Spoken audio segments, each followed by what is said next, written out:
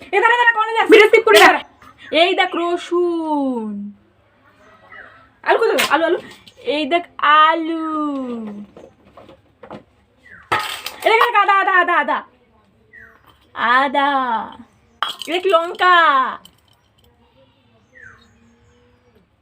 এটা পেঁয়াজ আর মাংস কোন এলো মাংস মাংস মাংস মাংস আসে না এখন গাইস আজকে আমি পাঠিয়েছি 50 টাকার মাংস আনতে তো আজকে একটা মাংস রেসিপি করব পোলট্রির মাংস তো ভিডিওটা দেখতে থাকো আমি এসে গেছি আজকে রান্নাঘরে পুরো বাজার নিয়ে এইদিকে রয়েছে আলু এইদিকে রয়েছে পেঁয়াজ এইদিকে কাঁচা লঙ্কা এইদিকে আদা আর এখানে রসুন এখানে মাংস এখানে লবণ এখানে হলুদ এখানে লঙ্কা এখানে উনুনে কড়াই সো গাইস আজকে আমি অনেক দিন পরে মাংস নিয়ে এসেছি তো মাংসটা কিভাবে রান্না করি না করি পুরোটাই তোমাদেরকে দেখাবো সো গাইস দেখতে থাকো সো আদা রসুন সব তো কেটেছিলাম তোমাদেরকে দেখালাম তো আমি এখন আদা রসুন জিরে এসব সব কিছু বেটে নিচ্ছি সো আমার এখন প্রায় সব কিছু কাটাকুটা আর সব কিছু বাটা বোটা কমপ্লিট হয়ে আছে তো আমি তোমাদেরকে দেখাচ্ছি যে আমি কি কি কেটেছি কি কি বেটেছি সো দেখতে থাকো মাংস রান্না করার জন্য এখানে নিয়ে নিয়েছি আমি 250 গ্রাম মাংস আর এখানে 250 গ্রামের মতো আছে আলু একটা পেঁয়াজ কেটে নিয়েছিলাম 5টা লঙ্কা কেটে নিয়েছি একটু আদা বেটে নিয়েছি একটু জিরে বেটে নিয়েছি একটু রসুন বেটে নিয়েছি আর 3টে শুকনো লঙ্কা নিয়ে নিয়েছি আর যা যা লাগে আর কি লবণ হলুদ লঙ্কার গুঁড়ো তো চলো রান্নাটা স্টার্ট করা যাক তো প্রথমে তো আমি এখানে আগুন জ্বালিয়ে দিয়েছি আর উনুনে আমি কড়াই বসিয়ে দিয়েছি খুবই সামান্য একটু তেল দিয়ে আমি আলুটা ভেজে নেব তো হালকা পরিমাণে একটু করে তেল দিয়ে দিয়েছি তেলটা গরম হবে যেহেতু তেলটা দিয়ে গরম হচ্ছেই তো সেহেতু আমি এখানে মাংসটা ম্যারিনেট করে রেখে দিই মাংসটা মেখে নেওয়ার জন্য আমি এখানে মাংস নিয়ে নিয়েছি তো এখানে 250 গ্রাম মাংস রয়েছে তো আমি এখানে এখন একটু লবণ দিয়ে দেবো স্বাদ মতো তো আমি এখানে স্বাদ মতন লবণ দিয়ে দিচ্ছি তোমাদের স্বাদ মতন তোমরা লবণ দিয়ে নিতে পারো স্বাদ মতন হলুদ দিয়ে দিচ্ছি আর আমি একটু লঙ্কাটা বেশি খাই তাই আমি একটু লঙ্কার গুঁড়োটা বেশি দেব আমি যেহেতু শুকনো লঙ্কাও ইউজ করছি সেই অনুযায়ী একটু কম দেব তো লঙ্কার গুঁড়িটা দিয়ে দিয়েছি আমি এখানে আদা বাটাটা দিয়ে দেব রসুন বাটাটা দিয়ে দেব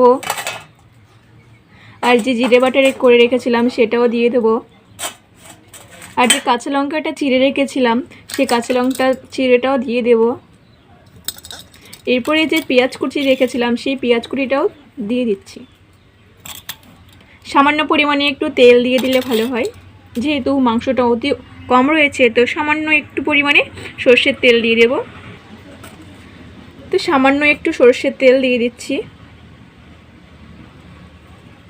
এবার এটাকে ভালো করে মেখে নিতে হবে তো এখন এটা আমি ভালো করে মেখে নেব মেখে কিছুক্ষণের জন্য রেখে দেবো যতক্ষণ না আমার আলুটা ভাজা হচ্ছে ততক্ষণের জন্য আমি এটা মেখে ঢাকা দিয়ে রেখে দেবো সো আমার এদিকে মাংসটা মাখা হয়ে গেছে আর আমি মাংসটা এখন একটা থালা দিয়ে ঢাকিয়ে রাখছি আর এদিকটা করে আমার প্রায় তেলটা গরম হয়ে গেছে তো আমি এর উপরে আলুটা দিয়ে দেব আমি এখন তেলের উপরে যে আলুটা কেটে রেখেছিলাম সেই আলুটা দিয়ে দিচ্ছি হালকা করে হালকা দিয়ে একটু ভেজে নিতে হবে আলুগুলো 4-5 মিনিট লাগবে আলুগুলো ভাজতে তো 1 মিনিট পরে একটু নাড়াচাড়া করেছিলাম 1 মিনিট ধরে তো এখন একটু আমি এখানে লবণ দিয়ে দেব পরিমাণ মতো তো লবণ দিয়ে কিছুক্ষণের জন্য হবে 4 মিনিট 5 মিনিট একটু নাড়াচাড়া করতে হবে একটু ভাজা ভাজা হবে লাল লাল করে তো আমার এখানে 5-7 মিনিট পরে যে আলুটা সুন্দর লাল লাল করে ভাজা হয়ে গেছে এর থেকে বেশি ভাজবো না তো এটা আমি একটা থালাতে নামিয়ে নেব তো আমি এখন এই আলুটা একটা থালাতে নামিয়ে নিচ্ছি তো আমি এখন এখানে এই যে আলুটা নামিয়ে নিয়েছি আর এই কড়াইতে আমি এখন সামান্য পরিমাণে একটু তেল দিয়ে দেবো। তো এখানে তেলটা প্রায় গরম হয়েও গেছে। তো আমি এখানে একটু যে প্রথমত একটু জিরে দেব। একটু জিরে নিয়েছি, হালকা একটু জিরে দিয়েছি। আর এখানে হালকা একটু পেঁয়াজ কুচি রেখেছিলাম, তো এই পেঁয়াজ কুচিটা তেলের উপরে দিয়ে দিচ্ছি। যে লঙ্কাগুলো রেখেছিলাম, শুকনো লঙ্কাগুলো, এগুলো তেলের উপরে দিয়ে দিচ্ছি। তো এগুলো ভাজাটা হচ্ছে।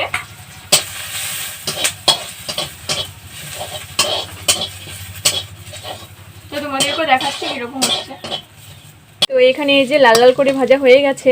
আর আমি যে এখানে ম্যারিনেট করে মাংসটা রেখেছিলাম, সেই মাংসটা আমি তেলের উপরে দিয়ে দেবো। তো আমি অতি সামান্য তেলে রান্না করছি, কারণ আমি তেলটা একটু মশলা একটু কমই খাই, ওই কারণে। তো এটাকে আমি এখন নেড়ে চেড়ে একটু ঢাকা দিয়ে দেবো।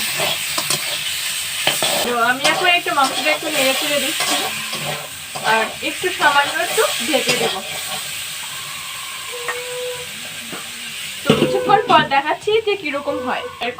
এরপর কিছুক্ষণ পর ঢাকা উঠিয়ে একটু নেড়ে দেবো।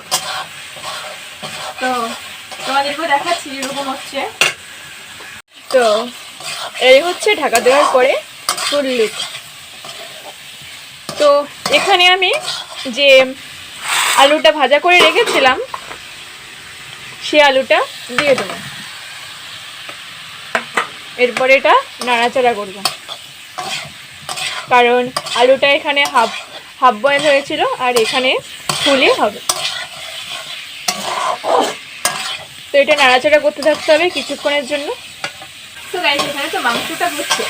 তো আমি কথায় কথায় ভুলেই গেছি আমার ইন্ট্রোডিউসটা দিতে। তো গাইস, আমি শর্মিলা, আর তোমরা দেখছো আমার YouTube channel Sharmila personal lifestyle. তো প্রথমেই একটুখানি আমি একটু মজা করেছিলাম, তার কারণ হচ্ছে অনেকদিন ধরেই আমি ভিডিও ছাড়ছি, বাট ভিডিওতে কোনো ভিউ আসছে না, আর ওই কারণে একটু মজা করলাম। আর দ্বিতীয়ত, তোমরা হয়তো বলছো যে এত কম মাংস, একটুখানি মাংস রান্না করছি। তার কারণ হচ্ছে বাড়িতে কেউই নেই, তো আমি রয়েছি একলা। আর অনেক দিন প্রায় 2 মাস মনে হয়ে গেছে মাংস কাপড় না, তাই ভাবলাম যে আজকে একটু মাংস নিয়েই আসি। তো একটু মাংস নিয়ে আসলাম। তো মাংস নিয়ে এসে তাই ভাবলাম তোমাদের সাথে একটু শেয়ার করি, একটা ভিডিও করছিলাম। তো মোটামুটি আমি অত ভালো রান্না করতে পারি না, যতটা চেষ্টা করছি ততটা করছি। তোমাদের হয়তো ভালো লাগবে কিনা জানি না। তো দেখো কিরকম হচ্ছে না হচ্ছে। তো এই যে এইটুকুনি এসছে, তো একটু আলাদা আলাদাই মনে হচ্ছে, মানে মাংসর সাথে আর কড়াইয়ের সাথে আলাদা আলাদা লাগছে। কারণ হচ্ছে আমি তেলটা কম দিয়েছি। তো তেলটা কম দেওয়ার কারণ হচ্ছে বাড়িতে তেলটা কম ছিল। অবশ্যই দোকান থেকে আনতে পারতাম, কিন্তু দোকানটা অনেক দূরে রয়েছে, আর তেল অত বেশি খাওয়া ভালো না, ওই কারণে আমি হালকা তেলেই রান্না করছি। তো তার জন্য তোমরা কিছু মনে করো না যেন। তো এই হচ্ছে কষানো। অবশ্যই কোনো কষানো হয়নি, আরও কিছুক্ষণ হবে। তো দেখতে থাকো। তো প্রায় অনেকক্ষণ নাড়াচাড়া করার পরে তো কষানোটা মনে হয় হয়ে গেছে। তো তোমাদেরকে দেখাই যে কীরকম কষানো হয়েছে কিনা তোমরা বলবে। দেখো গাইস, এই যে তো কষানো হয়েছে কিনা জানি না, মনে হচ্ছে কষানো হয়ে গেছে। দেখো, তো এখানে আমি হালকা একটু জল দিয়ে দেবো, তারপর জল দিয়ে আর একটু কষাবো। তো এখানে আমি জল নিয়ে নিচ্ছি, একদম একটু করে জল দিচ্ছি। তো এটা আরেকটু কষাবো। তো যাতে এইভাবে একটু জল দিয়ে কষালে খুবই ভালো হয়, আমার মা বলে গ্রেভিটা ভালো হয়। সো গাইস, ফাইনালি নাড়ানাড়ি করতে করতে অনেকক্ষণ ধরে তো কষানোটা হয়ে গেছে।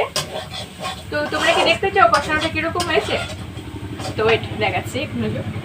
তো এই যে কষানো হয়ে গেছে ফাইনালি, কষানোটা হয়ে গেছে। আমি এখানে হালকা পরিমাণে একটু করে জল দিয়ে দেবো, মাখা জল দেবো, বেশি দেবো না।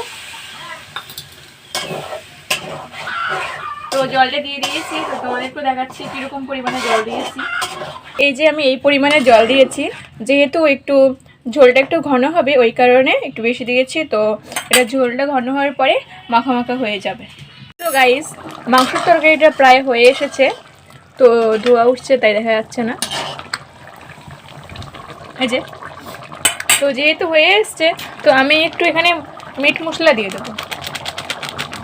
মিট মশলা দিয়ে তারপরে একটু 2 মিনিট ঢাকা দিয়ে তরকারিটা হবে। তো মশলা দেওয়ার পরে তরকারিটা হয়ে গেছে, আমি এখন তরকারিটা নামিয়ে নেব। আমি এখন এই মাংসটা একটা বাটিতে নামিয়ে নিয়েছি। তো কীরকম হয়েছে রান্নাটা অবশ্যই কমেন্ট করে জানাবে। এরপর গরম গরম ভাতের সাথে এই চিকেন কারিটা নিয়ে নেবে। এরপর একা একা আমার মতন বসে মাংসটা ভাতে ঢেলে খাওয়া শুরু করে দেবেন। সো গাইস, তোমরা কে কে খাবে চলে আসো।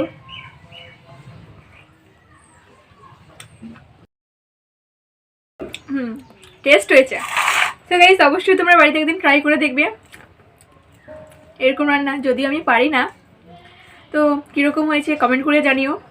আর আজকের জন্য আমি ভিডিওটা এখানেই শেষ করলাম। দেখা হবে নেক্সট ভিডিওতে। Tata, bye bye.